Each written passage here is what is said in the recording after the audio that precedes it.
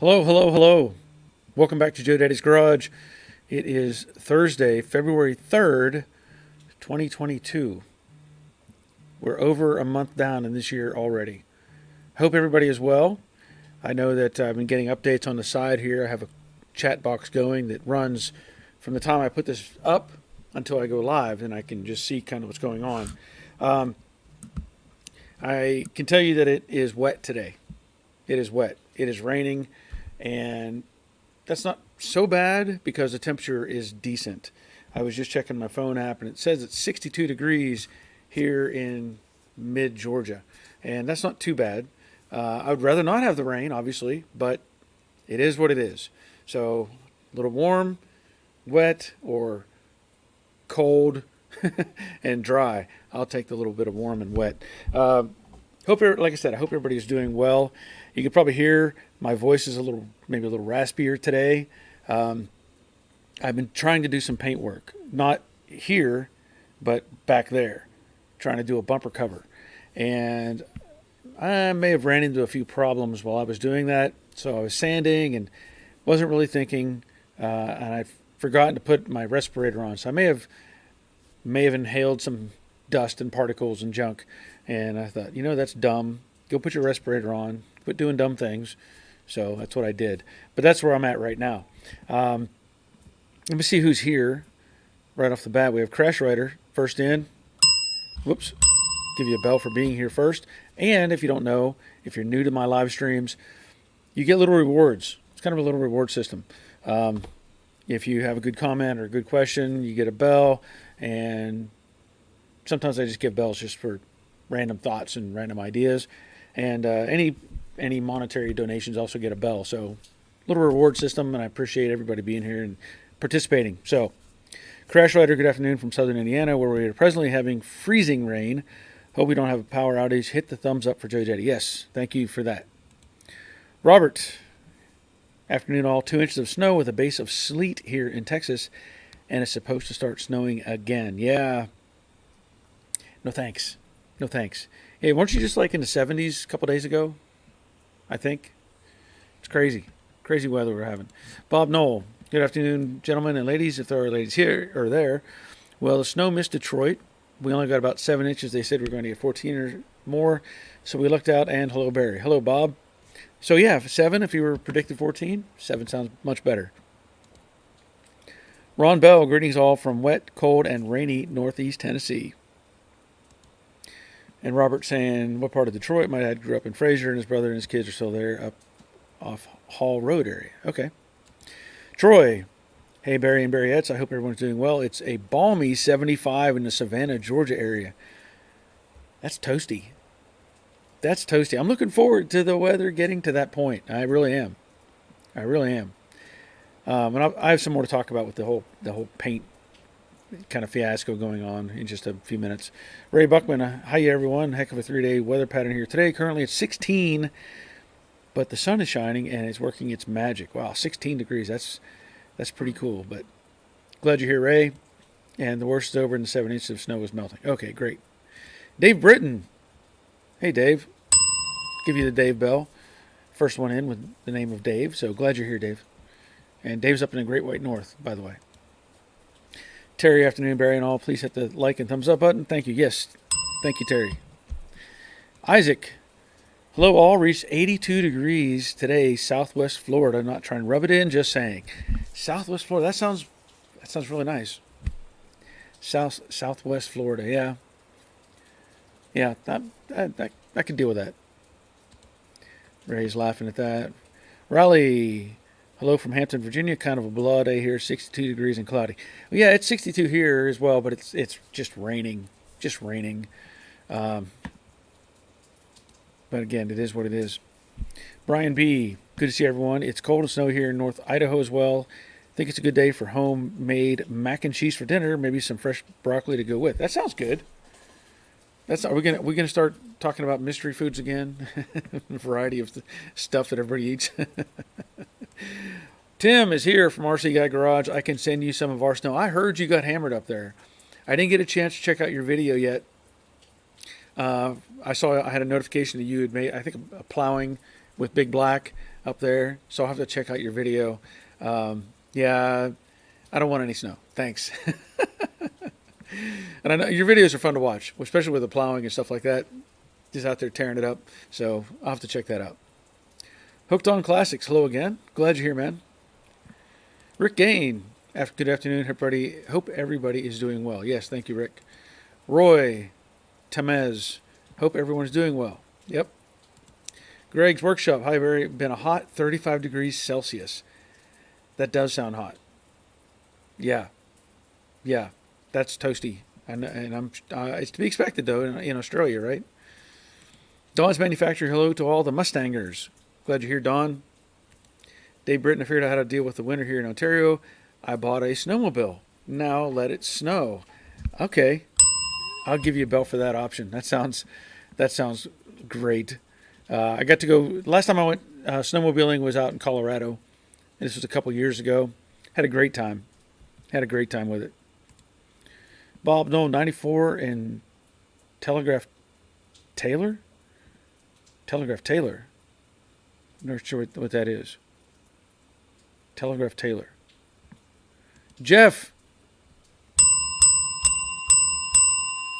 Thank you, man. Thank you. I appreciate that very, very, very much. Going to a good cause. Thank you. Robert says, Bob, no, cool, not fair. Okay. I don't know what Telegraph Taylor is. I'm missing something here. I don't know what that is. Dawn's Manufactory weather equals 40 degrees and wet, no wind though. Okay. Well, yeah. Steve Reed, hello Joe Daddy. Snow and sleet here in Paducah, Kentucky, and still sleeping and 28 degrees. Hope you are doing good and your shop looks great. Thanks, Steve. You say still sleeping? Still sleeping? You're awake. You're on the live stream with me. And thank you the garage is coming along. More on that to go. And Hooked on Classics talking to Greg. Okay. So, I'll just stand up so you can see what's going on here. I've got a mess. I've got a big mess. It's worse than it was last week, or Monday or whatever. I moved all that stuff over there in that area right there. I had my big pile of metal. Got all that out of the way. Moved my cabinets. You can probably just see that black cabinet there.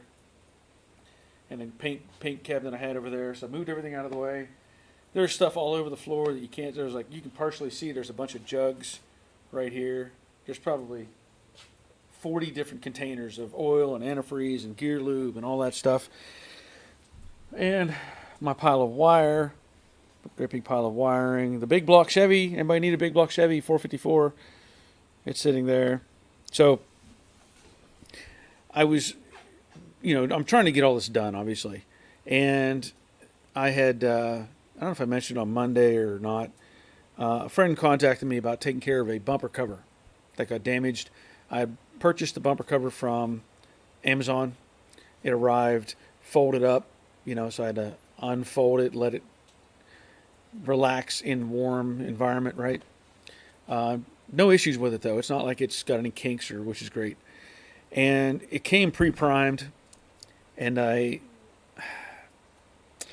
thought I would save some effort. I thought. Didn't happen. Normally you have a pre-primed bumper. You can scuff it, Scotch Brite it, clean it, and spray it. You can spray another primer on it if need be. I was trying to avoid putting primer on it. I wanted to, um, I wanted to kind of, we'll say, cheat a little and take some old paint that I had. In fact, it's the leftover paint from the gold Honda, and just base spray the primer that was on the cover. That didn't work. It did actually work. It looked great. I mean, everything but the sides. For some reason, there was a reaction, and it blistered. So what did that mean? Well, that means I had to go backwards. So I'd wait for that to dry, sand it down, take off all the junk, sand it back down, and then come back and spray. I ended up putting high build on it. I put 2 coats of high build on it. I'm going to have to resand it, and then I'll start applying my color again. And the reason I was trying to, let's say, cheat a little bit is the cost of materials, right? I thought, and normally this would work. I bought a pint of silver to paint the bumper cover, and that mixes to a quart, which is enough to do the bumper cover. But you want to have a transition, let's say, from the dark black of the primer that's on the bumper cover. You start spraying the silver on top of that, it'll influence the color some. And so that's why you can put a sealer on there or another primer that's a lighter color, so that the silver doesn't have to do so much, let's say. So I was going to spray it with the gold just to color it, get it lighter, and then go over the gold with the silver and take care of it all just like that. Be done with it. That didn't work. So I'm now backwards on the whole process. The bumper cover is primed, though. It looks good. There's no runs, no scratches, nothing like that. So I'm letting that. In fact, I just sprayed it probably maybe an hour, 2 hours ago, something like that, hour and a half ago. And I'm letting it. I have the door to the shop open, and I'm drawing air through the back to vent it, to help it dry. So anyway, now I've got to sand that somewhat, smooth it up, and I may just go straight to the silver and not use any of that gold. Just spray it with silver, because now that it's gray, the silver has enough to color it and make it right. But one of the conflict that I'm going to have to deal with is, and this comes into play whenever you're spraying panels. I try to tell everybody, spray the panel oriented to how it's going to be on the vehicle. Okay? So like if you stood a hood up and you have metallics in the hood and you sprayed it in a vertical position, the metallics are going to lay weird. And so when you put it on the vehicle, if you sprayed the fenders like this and you sprayed the hood opposite 90 degrees, let's say, the metallics aren't going to line up. It's not going to look right. Now, I'm not too worried about this car being perfect. This is a commuter car for somebody, and I may or may not do this. But normally with a big bumper, and it's a big bumper cover. I mean, the side panels are probably over 2 feet long. They're very, very long. And what I thought about doing, normally what I would have done, let's say we went to the body shop, they have this stand is called a bumper thing, or there's variations of it. And it's a roll-around stand that has kind of the shape of a bumper, right? And you can set that bumper cover on it, and there's clamps built in. You can clamp on the edges, and you can rotate it so that you end up with it in the position that it would be on a car. And that way you can spray the metallics, and it's going to lay out like it would be sprayed on a car. Well, I don't have one of those. And I don't have one because, well, I don't often do stuff like this. I can't. It's one of those, can I justify the cost? They're not cheap. I think $300 or something for those things.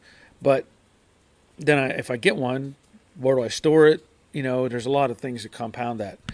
So I thought, well, what I could do, and I might do, as we mentioned, I have plenty of wire right here, right? I'm debating on suspending this bumper cover using the holes that are in the cover from my tracks on my garage door. Why not? If I can take the run the wires up to around the tracks on my garage door, I can hang that, suspend it in the actual position it would be on the car. So I'm really thinking about trying that. I've done that once before with something else that I shouldn't have done. But on this case, I think that might be the easiest solution.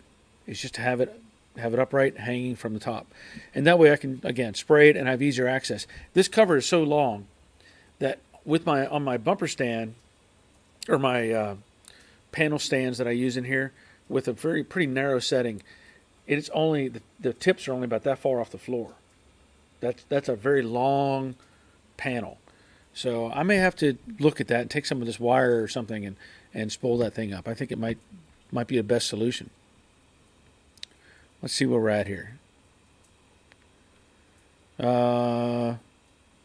Bob, my bad. Interstate 94, Telegraph Road in Taylor, Michigan.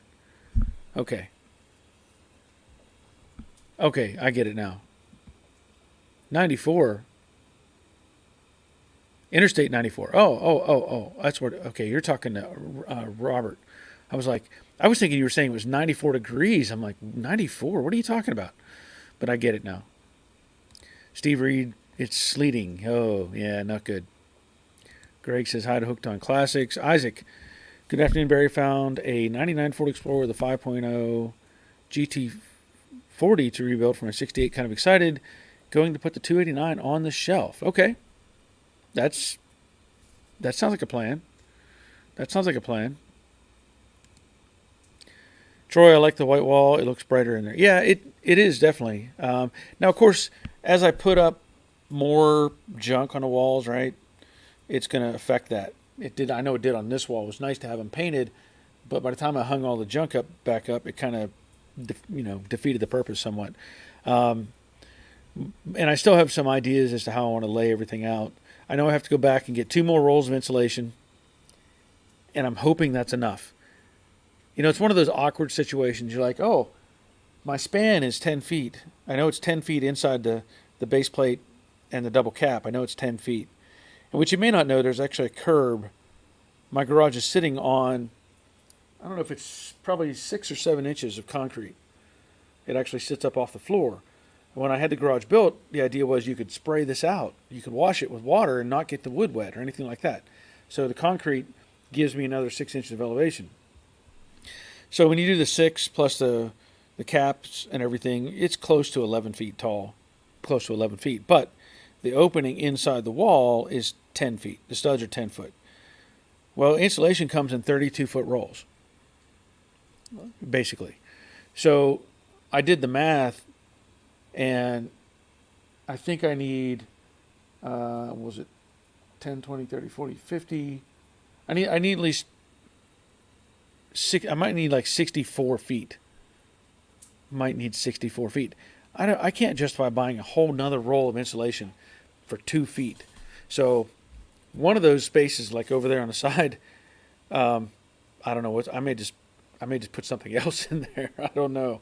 I haven't decided yet. Maybe just leave a cavity. Not put any insulation in one of those little side pieces, because I'm still probably thinking about blocking off that window as well.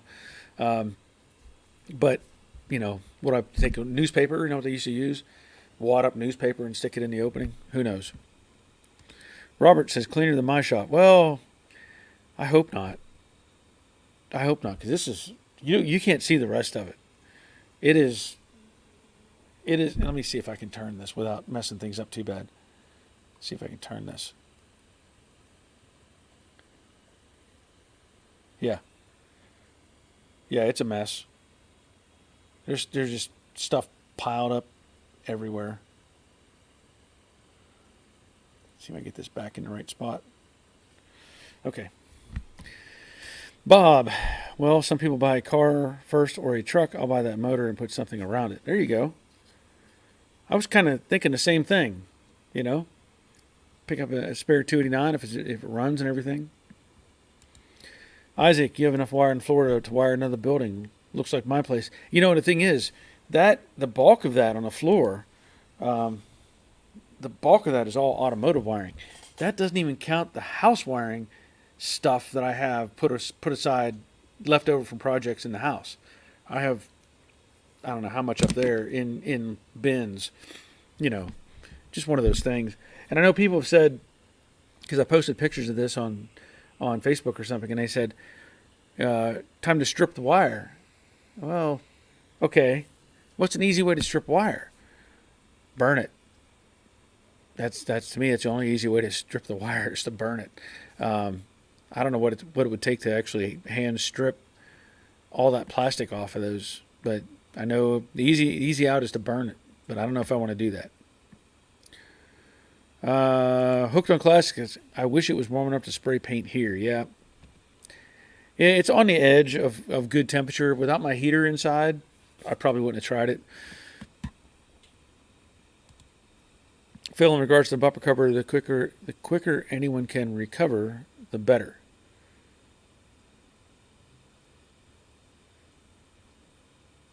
Yeah, I mean, I guess. I think I understand what you're saying. Bob Noel, can I buy the 289 off the shelf, please? Isaac says no. Bob, sorry, numbers matching to my 68. Troy, you could buy a can of spray foam to fill that space. That is true. That is true. That's a possibility. Yeah. Dave Britton, the scale does not show quite how big that wall is. The other day when you walked over to that wall to show something, it made you look much smaller. Yeah, I can. I'll just do that. I can tell you, I'm 5'10", probably 5'11" with my shoes on, and if I walk over to the wall,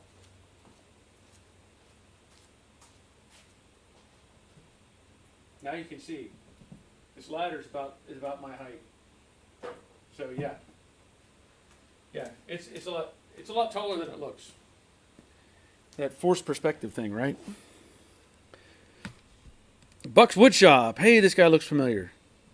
I had a visit today earlier from Buck, and he stopped by with something for me, and I'm going to show you what he brought me. Show you what he brought me. I thought this was really cool. I don't know if you've been to his channel, his YouTube channel. He does a lot. It's all woodwork stuff, right? Buck's Woodshop. Okay. So several years ago, he had given me a sign that said Joe Daddy's Garage, and it was taken with a hand written with a router. It's actually hanging in the paint booth.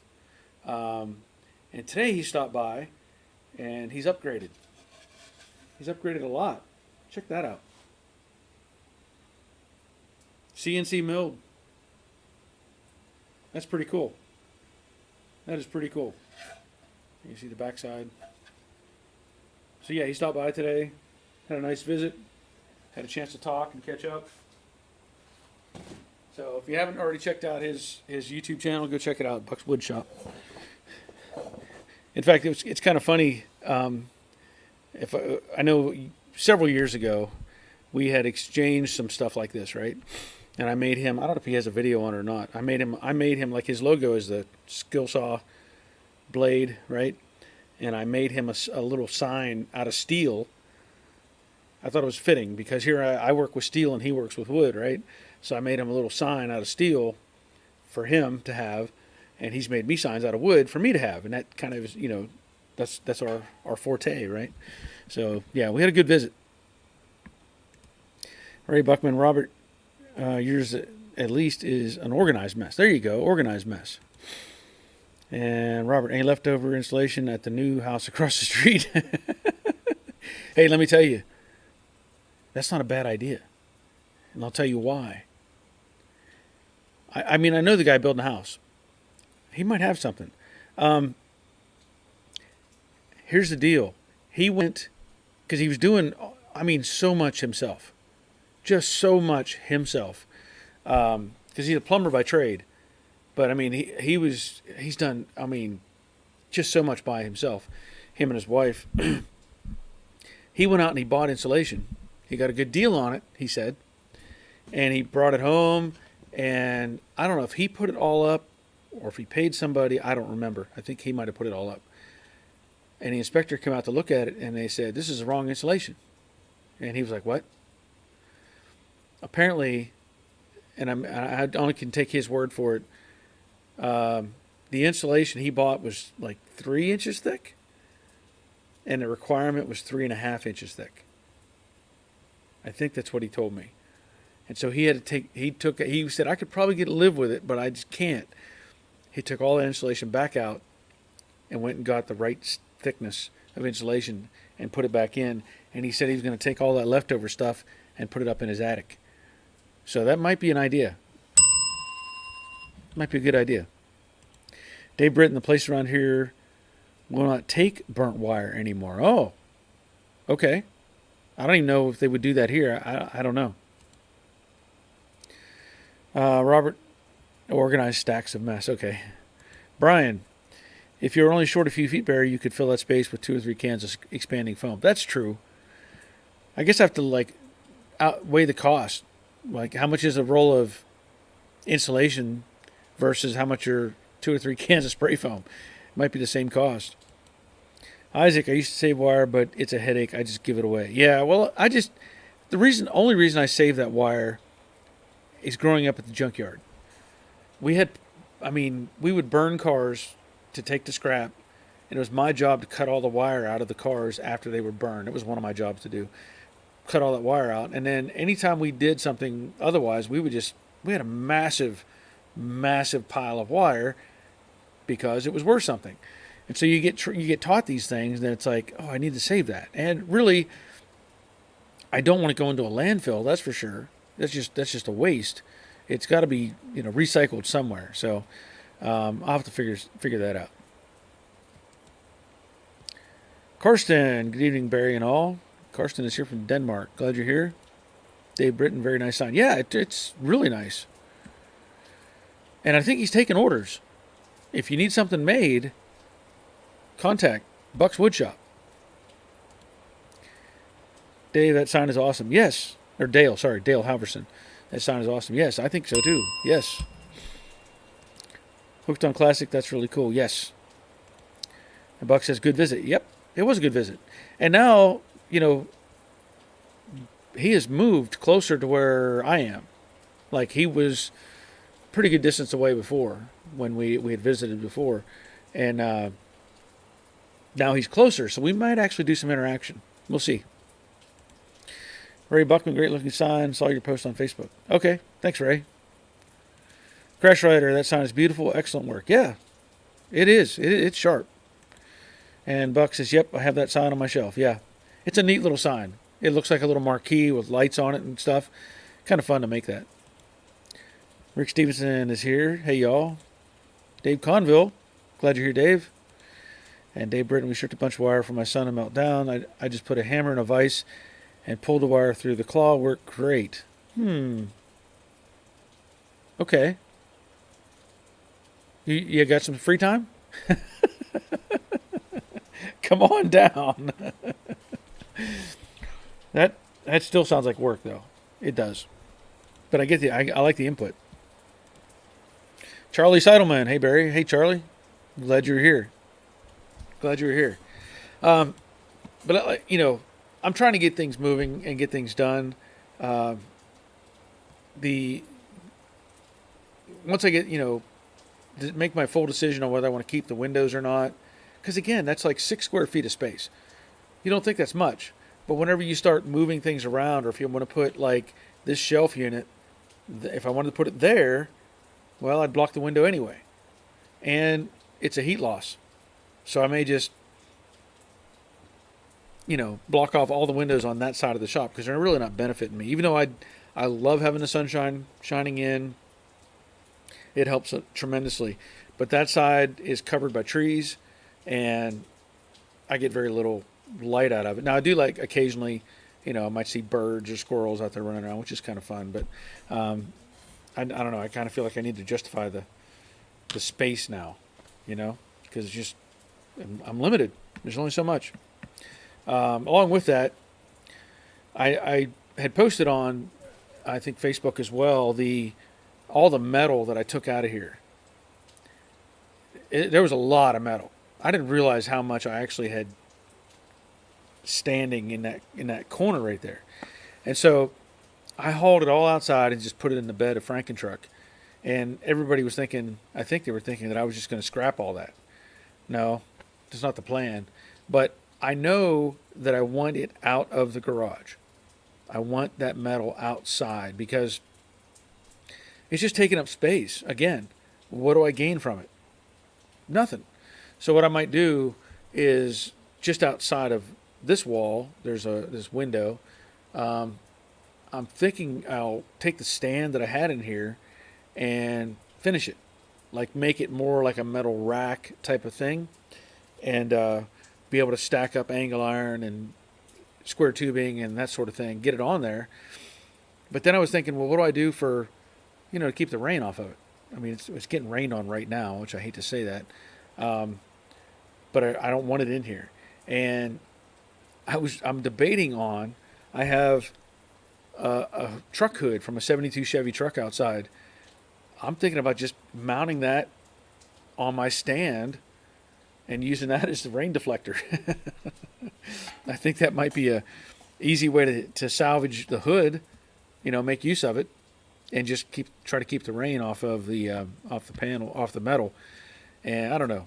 Well, I'm still debating on that process as well.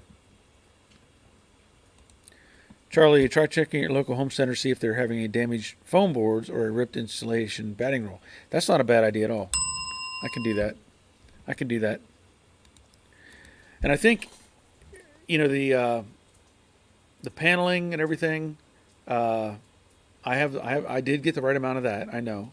But once I get, I've talked about it like maybe in one of the videos. Also, way back there, and this is another kind of will be another kind of cumbersome thing, is this kind of custom shelf that I made.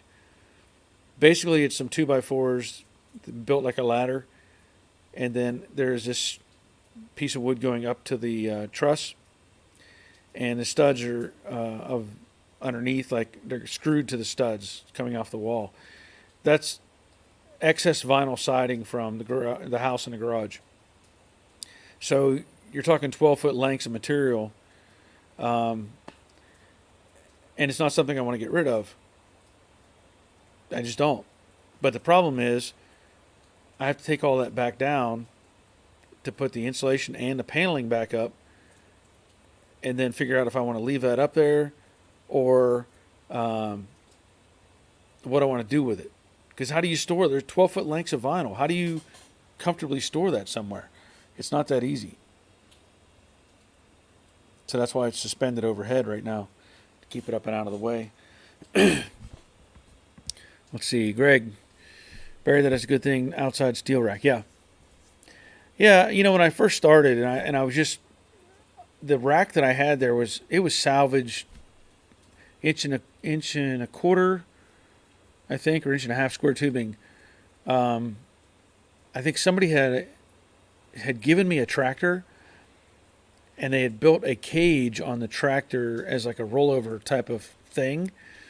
And I took that from the tractor and I sold the tractor, and then I modified it to make it into a metal rack. And the other thing I have, which may or may not come into play, I don't know yet. I still have from one of the Dynacorn floor pan deals. I still have the frame system that it comes in. So when they ship that, it comes in kind of a thin wall, 2-inch square tubing. The whole thing is, and it's crated up, and I still have that piece. It's basically the perimeter of the floor pan, and I may just take that and turn that into the rack or something, one way or another. Let me get a drink. Whoops, hold on. Coffee cup stuck to my little heater. But I may make a rack out of that as well. I haven't decided yet. I want to say also, I've looked at a couple of cars, or at least I've looked at one in person. I may have talked about it. I don't know if I talked about it on Monday or not. A guy had a 67, what he said was a 67 coupe for sale, and it wasn't. It was a 66. But he was adamant. He said, no, it's a 67. I said, no, it's not. It's not. It's a 66. And so I went and looked at it, and he was, he was confused. It was definitely a 66, and it was basically just a shell, a rolling shell. Now there's an engine and transmission with it, but the engine he had taken out and did a Krylon rebuild. I've talked about that before. The Krylon, you can rebuild an engine in 10 minutes. You just pull it out of the car, rinse it off, spray it down with 2 or 3 cans of Krylon, and you're done. Put it back in the car. It's like new again. That's all you have to do. That's how you have to do. It's done. It's ready to go. But he had done that, put it back in the car, and the transmission wasn't in it. He went so far as to paint the flex plate Ford blue. So he painted everything, and the car had no carburetor on it, and it was sitting out back of his place with a tarp on top of the engine with the trunk lid sitting on top of that. He apparently had thrown away the hood and one of the fenders for some reason. And we pulled that off, and I looked, and as we're pulling the cover off, there's junk falling off of the tarp, and he didn't even tape off the carburetor, the port on the intake manifold. There's junk falling down in the holes, and I'm like, really? And he said, yeah, it just needs, you know how it is. It just needs. And I said, so you haven't heard this run? It's like, oh, no, but I trust the guy I got it from. I'm like, oh, okay. Yeah, I don't. No, sorry. But it would be it had solid enough bones, let's say. Like the floor, frame rails were solid. Floor supports were okay. But front and rear frame rails were good. The rear torque boxes, all that was good. And it would just need everything. It would need every bit of plastic that was in the car, every bit of chrome for the car, all the glass, all the trim. I mean, it was just a shell. It was just a shell. And I was like, I think I might have to pass. And then there was another guy who had listed a Mustang last week, and the car, he doesn't know what it is, but his ad said, must sell. I need this gone by Tuesday. And he had listed it for like $5,000 or something. And there was no engine, no transmission. It was a body, but it was a decent body. And from the pictures, I knew it was a 68 with a vinyl top, 5-lug car. And I messaged him and I said, do you still have it? He said, yes. And I just said, I'll give you $1,000 for it. And he's like, oh, no. I've had better offers than that. I said, what kind of offers have you had? And he said, well, I've got a guy that's going to give me $3,000 on Tuesday. Okay. So I messaged him again. I said, I'll give you $1,500 and I'll get it out of there tomorrow, which would have been that Saturday. And he said, oh, no, I'll wait. Okay. Well, the car's still advertised. And he dropped the price from $5,000 to $3,500. It's still there. And I messaged him. I said, I see you still have the car. He said, yes, sir. So I'm like, I'll give it another little bit of time. See, if he really wants it gone, I can make it go away. And I would prefer to have a 68 anyway. I need more 68s. Need more 68s sitting around. Richard, just an idea. I would leave one of the wall voids open and install shelving to give more storage space if you're short on insulation. I sent an email to you, a photo with an example of what I did. Okay. I've actually done that. I know exactly what you're talking about. I did the, let me see here. Okay. I had, let me see if I can, okay. Yeah, that's not what I did. But I'll just download that quick. What I ended up doing, like when I did a remodel of our bathroom or of our house, but the bathroom, when we added on to the house, we had 2 windows or 3 windows on the end of the house, and we actually added on to the end of the house. So one was in a bedroom and one was in a bathroom. So rather than take the window and block it off and make a flat wall, I left the framework or the frame of the window, and I built an insert, a shelf insert, and then put trim around it. So it's a built-in recess in the wall, and it turned out pretty nice. And it's been a nice space to have. So let me just show you what what Richard is suggesting here. Pull that up. So he used the space to make a deeper shelf area, and that works. That works. That works. Thank you for that. I'll give you a bell for the idea. Robert says that car is a $500 project in my opinion. Yeah, I'm really leaning towards that. He has dropped the price back down again, the 66 car, because initially had it at $5,000, and then he had dropped the price. Then I talked to him and he raised the price, but he said I could have it for the lower price. And then when I looked at it, he was like, "Well, you can make an offer." I was like, I'm not making any offers. I'll let this thing sit because somebody else can take on it. It's going to take everything to fix it up. Richard, have you ever thought about maybe doing a 62 to 65 Ford Falcon? No, I really haven't. I mean, just hasn't. I guess I haven't had enough cross my path to make me think about that. But Hooked on Classics, never heard of a Krylon rebuild before. The engine of my Cortina really needs cleaning and painting. I will get around to it. Yeah, well, it's a joke when I say Krylon rebuild. Krylon is a paint manufacturer. It's just a rattle can, spray can, just like any kind of spray can. Just pick one, whatever company you might use, Rust-Oleum or something like that. And that was always a kind of a thing, right? Somebody would have a car with a ton of miles on it, and they would pressure wash the engine, and it would look crappy because it had all this, paint was gone. So they would go, "Oh, wait a minute." They would pull it out and just spray paint the engine, make it look all pretty, and then put it back in. And somebody might look at it and go, "Oh, is it rebuilt?" And they go, "Oh, yeah, it's rebuilt. Yeah, sure."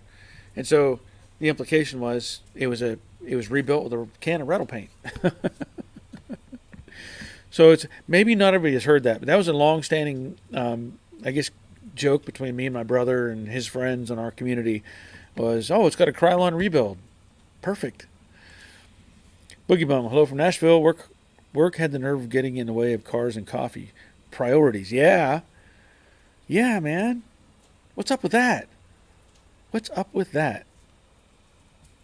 Yeah, Hooked on Classics. Get around to it. I got you. Yeah.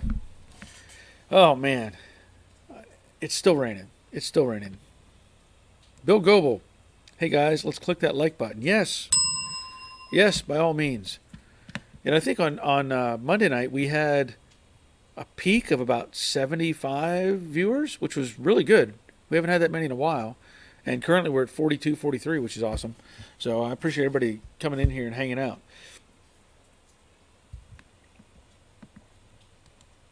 Rick, truth be told, I should be working right now. I just need some mental relaxation. Well, I'm hoping I'm providing that for you. I'm hoping I'm providing that. I've been debating on a variety of things, as far as projects and what I need to do and stuff like that. And, I did the video for that for Yes Welder Company on their welder. So I don't know if they're going to put that on their YouTube channel. I think maybe they'll let me know. I haven't looked, but anyway, that's going to be coming out. And they asked me if I could do another video. They want me to do one with the plasma cutter. Like, I'm not sure exactly what they want overall. Like showing you how to use the plasma cutter and how to make different cuts and stuff like that. I'm no plasma cutting expert. I'll put it that way, but I can cut stuff up with a plasma cutter. I know that, and I have to figure out a way to make something, let's say, creative using the plasma cutter. Now, could I do something like try to cut out that piece of wood like that? I don't know if I don't want to do that freehand.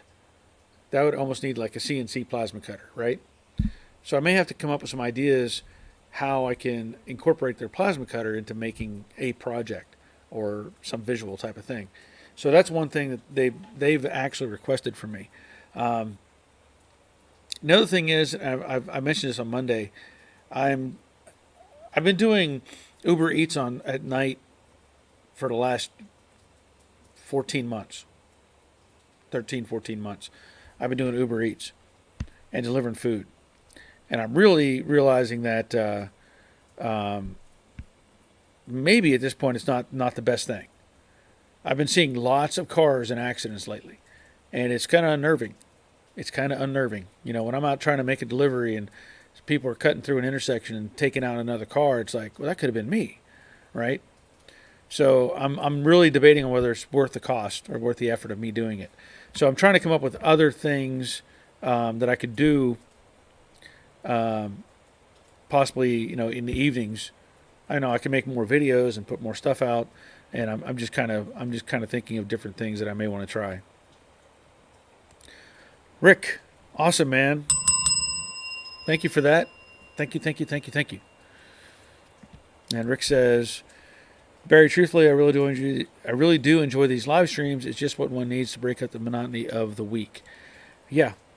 Well, you know, even for me, it's an hour. You know, like Monday nights I do 2 hours typically, and Thursday I try to stay to an hour. But I like to interact with all of you and see what you have going on, and maybe we can share information and get stuff, you know, solve problems. That's kind of the whole point of this right now, is to try to solve problems for everybody. Or talk about food. We could talk about food too. Hooked on Classics. Oh, wow, that's cheeky. Yeah, talking about the Krylon rebuild. Yeah. Steve, planning on painting my 65 Fastback Mustang this summer. Then I will start on my 67 Camaro. Awesome. That'll be good. That'll be good.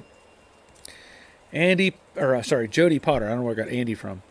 Also called a Craigslist overhaul. Oh, I moved and lost all the receipts. I like that. Craigslist overhaul. Yep, that makes sense. Dawn says, paint it blue, make it new. Paint it black and put it back. Yep. Dave Brittenberry. Hey, Barry, do you enjoy fabricating? I do. I do. I like building things. I like kind of figuring out how to design stuff. I've done many projects for people that they needed a certain type of stand, or like I built a motorcycle stand for a guy out of square tubing so he could drive his motorcycle up on it. Those deer feeders that I did on the other videos are the channel, and just, you know, any kind of fabrication stuff. Yeah, that's, give it to me. Hooked on Classics. I have 3 projects I need to get stuck into: a 125cc motorcycle, 600cc sports bike, and my classic car. Can't wait for springtime. Well, those all sound like great projects. Yeah. Oh, let's see here. Richard. Awesome, Richard. Awesome, awesome, awesome. Thank you, sir. Thank you. It's stuff. I mean, this kind of stuff makes my day, honestly. That's fantastic. Thank you, thank you, thank you. Robert, the spray can rebuild also applies to Cardone parts. It was hit or miss if they actually rebuilt it or just sprayed black paint on it and put it in a box. Yeah, that is a valid point. Yes, I've seen those parts. Take something out and you go, this looks kind of greasy still. Robert, speaking of food, tomorrow is rib day. I forgot to thaw them out yesterday. Oh man. So let me just give you, if I still have it or not. I don't know if I have it up here or not. I may not have. Oh yeah. So just to give you some perspective, Robert has sent me messages like this just to torture me. Just to torture me. I would have a field day with those ribs. Can I get a woot woot? Yeah, yeah, yeah. That's all about it. Having ribs. In fact, um, we went. Well, my wife is making what would be later dinner later tonight. Speaking of food and such, we're back to having some taco cupcakes. Taco cupcakes. I've talked about it before. Um,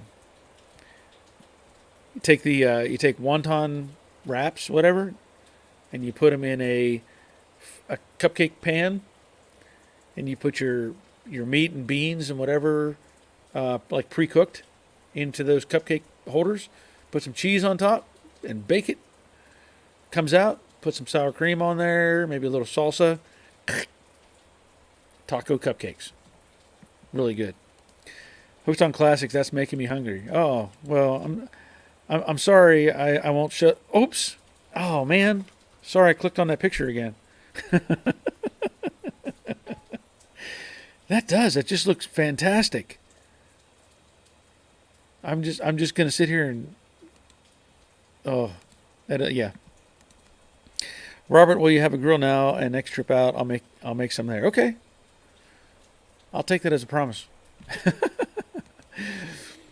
um, Dave Britton, that picture looks so good. I can smell it here. Yeah, exactly. Colorado Ryan, you are too talented to be doing Uber Eats. I know that. I know that. The difficulty. There's been how do I want to put it? There's been a downslide on revenue. Okay, just to give you some facts.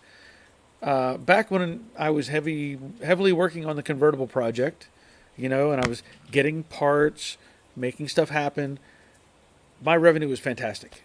It was fantastic. And actually, that kind of was leaning me towards the point of me retiring when I took my retirement from my main job.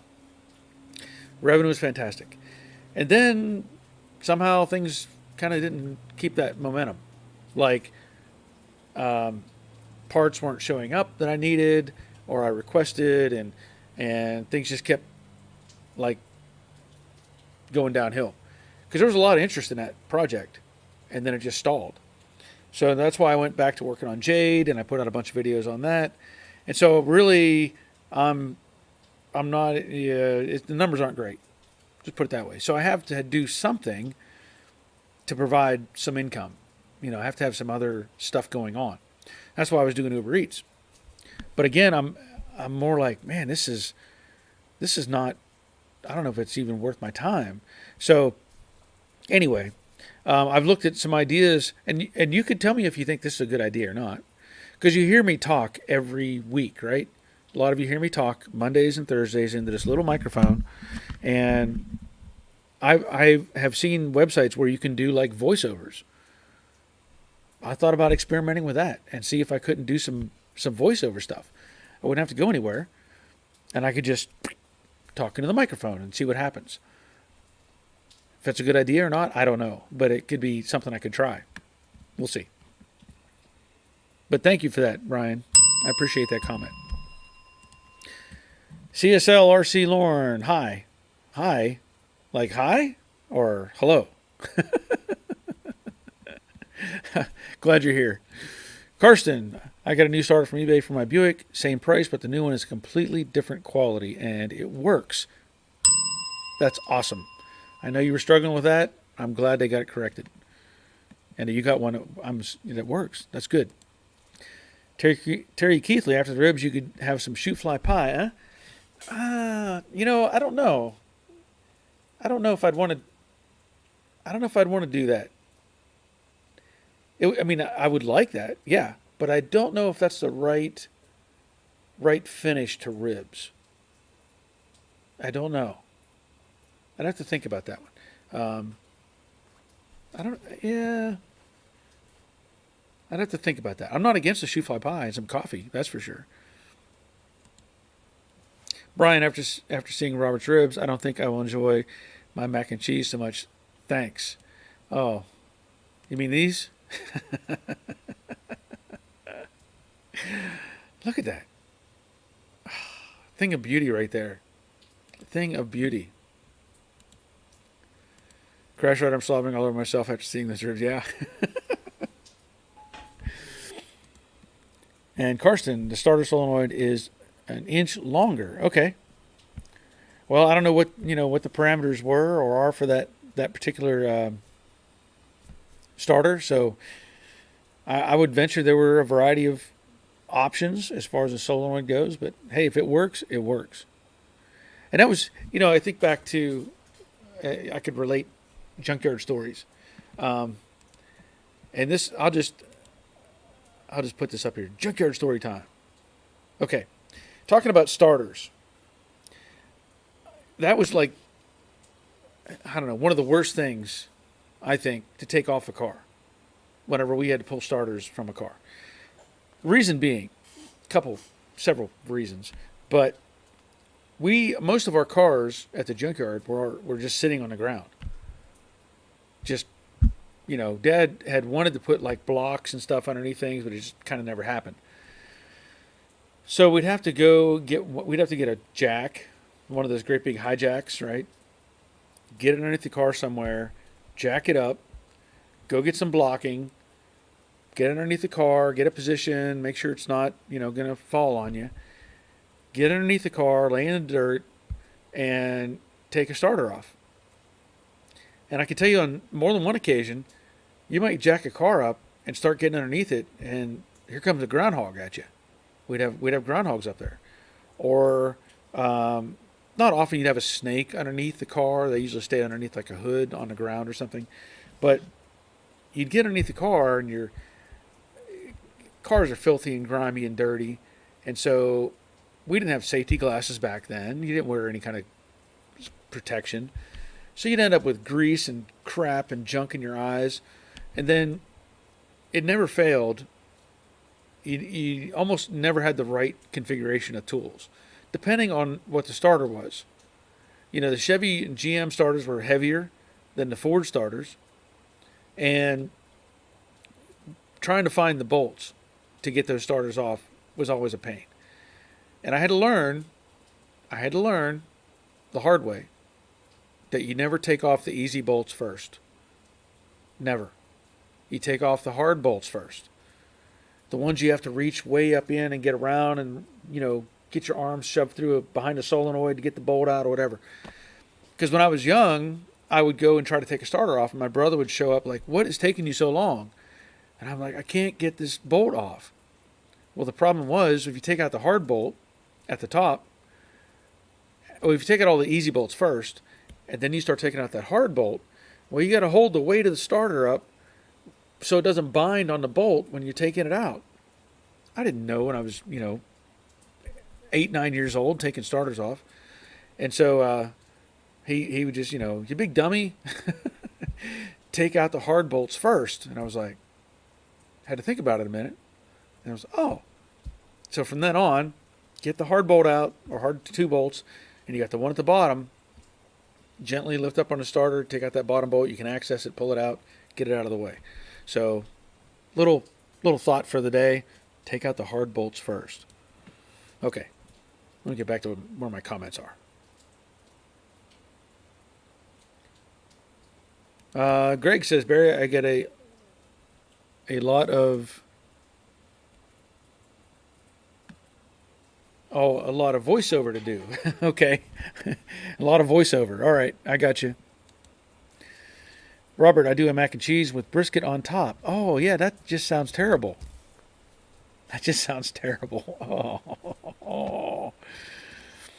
Ray Buckman, gee, that sounds good, Robert. Yeah. Dave Conville, woohoo, junkyard story. Yeah, well, it may not be the best junkyard story, but at least it was a junkyard story. Dawn, think cars are tough. Voiceover is a tough business. It requires good gear if you're going to really do it. Well, yeah, I understand that. I could make, the thing is I would have to make an isolation space, true isolation space. But I don't know. I'm just trying to come up with ideas. I have thought about, now I have great people helping me out on Patreon. I'm so thankful for them. But I thought about creating a way, because I still get, I get emails, I get phone messages, I get all kinds of stuff. People wanting help with projects and ideas and stuff like that. And I'm not against doing that. Unfortunately, uh, doing it for nothing doesn't benefit anybody but them. To be honest, be perfectly honest. And I thought about creating a way somehow, maybe through Patreon, that if somebody is at a certain level, like on Patreon, helping me out, that if they want to talk to me direct, then they get like X number of calls or X amount of time, personal time, or something like that, which to me feels like a fair trade-off, right? Um, Obviously, if somebody's giving me $3 a month or $5 a month, that's not probably who I would probably lean towards. But if I were to create it in such a way that they were on the upper scale of my Patreon, that hey, if you want to, you can talk to me personally, for this amount of time or whatever. I can even do FaceTime. I've thought about doing that, and it would be like an evening type of thing. So I mean, I really hate to turn people down when they're trying to get help. I really do. But if I'm with somebody for maybe on the phone or emailing or sending pictures, it's time. It is time. Time equals money, and I really do. I like to help people, but the fact is, it has to benefit me as well. Sharing information only gets you only gives value to them, right? Overall, it can gives me a good standing, but that doesn't pay the bills. So I'm thinking about trying to maybe incorporate something along that in Patreon. So just a thought. Jeff Barry, maybe try contacting tool companies for more reviews to help the bottom line. I've thought about that as well. Currently, I keep getting offers from I did the one on the battery jumper thing, right? I've had so many people want to send me battery jumpers now and do videos on them, but it doesn't really. I mean, that in that situation, it doesn't really do me much good because here they give me a free battery jump box. Okay, what do I do with it then? Other than either give it away or sell it to somebody, and the video benefits them because I'm saying, hey, try out their product, right? But there may be some approach with some Amazon products that I use that I don't talk about enough. If I order parts and materials through Amazon, then I don't emphasize that a lot. I don't say, I don't come out and say, hey, I got this on Amazon and I like it. I don't do that enough. So that is another approach that I may have to look into. But thank you, Jeff. Appreciate that. Robert, the big GM starters are stupid heavy, and that end brace was a pain to get to. Yeah. They were not fun. And Robert emailed a chicken and bacon pic on the grill. What? No, you didn't. Oh, why would you do that? Oh, you did. Why would you do that to me? Why would you do that? I'm hungry right now. Okay, who's with me about pot pies? Everybody like pot pies? Raise your hand. Okay, I see a lot of people like pot pies. I don't see anybody, but if you were like me, and you want to get stuff done quick, you get like frozen food. I'll admit it. So I get those frozen Marie Callender's pot pies. They're fantastic. I don't care how much sodium is in them. I don't care what it's going to do later on in life. They're fantastic. Chicken, beef, whatever. So I got some today, or I made one today for lunch that had a cauliflower crust, and I thought, hey, cauliflower, that's got to be like healthy, right? Let me tell you, it was not good. I was disappointed. The crust tasted like nothing. I was really disappointed. But Robert has sent me a picture of chicken and bacon on Oh, Robert, how can you do that to us? Is there cheese in there? Are you making a... Wait a minute. Is is that a chicken sandwich with bacon in it? Like two pieces of chicken with cheese and bacon in the middle? No bread? Is that what that is? That that's a protein. That's a keto. Oh, oh, that's just not right. Oh, that is just not right, Robert. Mm. Charlie, give yourself a ding for the starter story. Okay, thank you, Thank you, Charlie. Karsten, there's not an end brace on the new starter. Okay, was there one on the old starter? Because I know they're heavy and they need that. A lot of them need that kind of support. Dawn, local wrecker welded wheels together, one horse auto, one vertical, tacked as stands. Yep. Yeah, we did that too. We would do that too. And also, Dad had leftover construction materials. He had these massive, solid cinder blocks. I don't know where they came from, but they were like 16 inches by 8 inches or whatever. And so he had tons of those things, and those would get stacked up too. Isaac, consulting fees. Yes, exactly right. Exactly right. Dawn, if you're serious, I can help you with that. Okay, you talking about the voiceover stuff? So you do that on the side, Dawn? Because I'll take some suggestions for sure. I just don't know if I have, if it matters what kind of voice you have. You know, I mean, obviously they want to have certain character voices, whatever. Not that I'm going to do cartoon stuff. I'm just talking about regular voiceovers. But yeah, I would definitely take some advice on that. Ray Buckman says yes. Okay. For the consulting thing, is that what that was? Yes, was for. And Crash Rider Robert is cruel. Yes, yeah. Hooked on Classics. I struggled with my gearbox mount bracket. What a pain. I swore at that a lot. Yeah. Sometimes, there's times where I get, I just have to walk away. I just have to stop.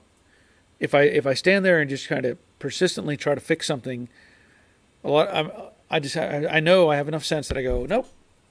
I'm going to go get some coffee or some shoe fly pie, or I'm going to I'm just going to step away for a while, and when I come back, it'll be good. It'll fix by itself. I'll take care of it. So a lot of times, that's what I have to do. Robert says he can be cruel. Yeah. That looks amazing. I want it now. Yeah. Steven he's laughing at something. Not sure which. Maybe the chicken bacon sandwich. Yep. Bacon cooked on a grill with Swiss cheese. The bun is optional. I'm telling you. I am telling you. I don't know if I could afford to eat the food that you make. That's just, man. I need more of that. Greg's Workshop says, Barry, yes, that is the way to go. I think he's talking about the consulting type thing. Karsten, make the fastback conversions, make small video on YouTube, and make the full video on Patreon to get more Patreon support. I've thought about that too. I really have. And that may be what I really need to push towards, is trying to get more support on the Patreon side of things. Because I've said before, YouTube just doesn't care. If I make a great video or a bad video, they don't care. But my viewers, they want to see good stuff. So I may have to pursue that. Thank you for that. Isaac, I need to remind everyone about using your link to Amazon. I always forget. I put a note on my desk. I love Popeye's chicken, spicy. Okay. I don't know that I've had. I think I've had Popeye's chicken once. But I've delivered from there quite a few times. And after watching the process and being in line and waiting, and at least the one we're at, I won't get food from there. just the one near me. I just won't. I just won't. I've watched them do some really sketchy stuff from the sidelines, and I'm like, I don't think I want to try that. Ray, when he said bacon and chicken, I thought he wrapped the chicken in bacon, which I've done, but that's a meat sandwich. Yes, that is a meat sandwich. Yes. Hooked on phonics. I've never tried Popeye's chicken, but it looks so good. Um, yeah, it definitely looks good. Wait a minute. What am I doing here? Oh, okay. It definitely looks good. But I just one night I was well, more than one night I was getting deliveries from Popeyes, and they have their racks where they put all the chicken. It's up high where they have the whatever chicken, just spicy and boneless or what, I don't even know, dark meat, white meat, whatever. And I watched this guy. This is more than once now. There's a power cable, at least at ours. There's a power cable that should be strapped up to the framework of the stand, but it's not. That thing dips down, and it's about that far off the top of where the chicken would be. And I watched this guy come in with a fresh batch of chicken, and he puts it up there and he starts dumping it.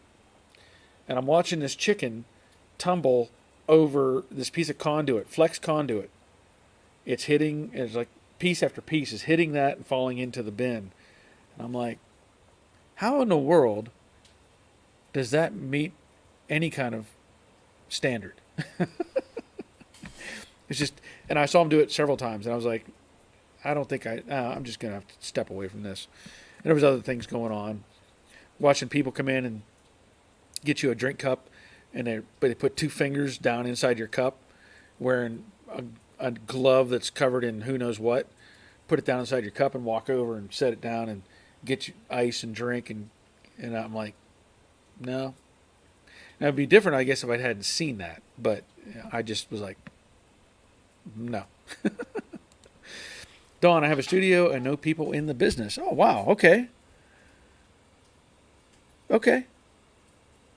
Well, I may have to hit you up on that. I don't know how hard it would be for me to create a studio, you know, but it is something I'm considering. Bill says, check your email for a food pick. I just did, and I don't see. Did you send it to the right email? Because I've had people send me stuff and they forget to put in the S in Joe Daddy's. So it's if you look at whoops, there's my email, Joe Daddy's Garage at gmail.com, because it's not showing up. It's not showing up yet.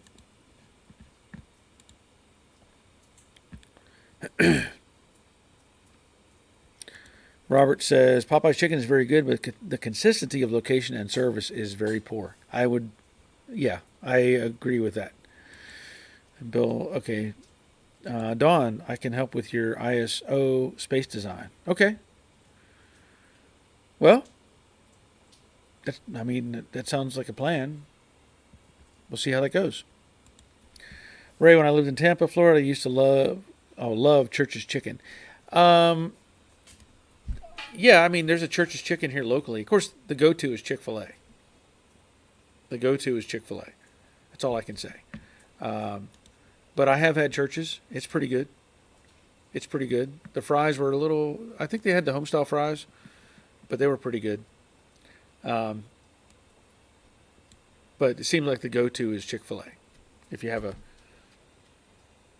I don't know, maybe it's just me. All right, Bill. I don't know where the email went. I don't see it. It's not popping up.